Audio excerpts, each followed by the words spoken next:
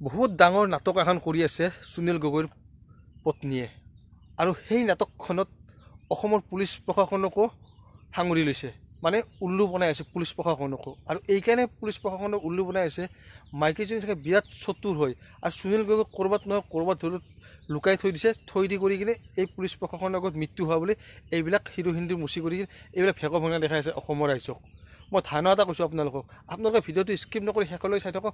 সকলো কথা এই ভিডিঅ'টোত মই আলোচনা কৰিম আৰু বহুত ইণ্টাৰেষ্টিং ভিডিঅ' এটা আপোনালোকক লগাই দিম।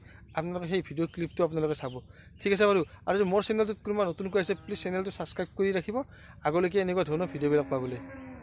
বহুতে ডাঙৰ খবৰ এটা লৈ আহিছোঁ আপোনালোকৰ মাজলৈ আজি। সুনীল গগৈৰ মৃত্যু হোৱা বুলি নিউজত চিঞৰি আছে, পুলিচ প্ৰশাসনে চিঞৰি আছে, কিন্তু সুনীল গগৈৰ মৃত্যু হোৱা মৃতদেহটো এতিয়ালৈকে কিয় উদ্ধাৰ কৰিব পৰা নাই? তেখেতৰ যদি প্ৰকৃতকৈ মৃত্যু হৈছে তেখেতৰ ডেড বডিটো পাব লাগিছিল ন, মৃতদেহটো পাব লাগিছিল ন, কিন্তু এতিয়ালৈকে পোৱা নাই যে কাৰণটো কি? মানে মোৰ এটা সন্দেহ হৈছে যে সুনীল গগৈৰ পত্নীয়ে এইবিলাক নাটক কৰিছে নেকি পুলিচ প্ৰশাসনৰ আগত।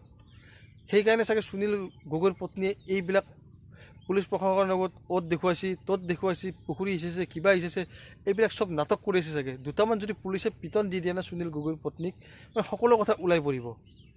আচল কথাটো মানে সেইটোৱে, সুনীল গগৈৰ পত্নী মানে এইবিলাক চব নাটক, এইবিলাক ভেক ভাঙনা কৰি আছে, অসমৰ ৰাইজকো ঠগাই আছে।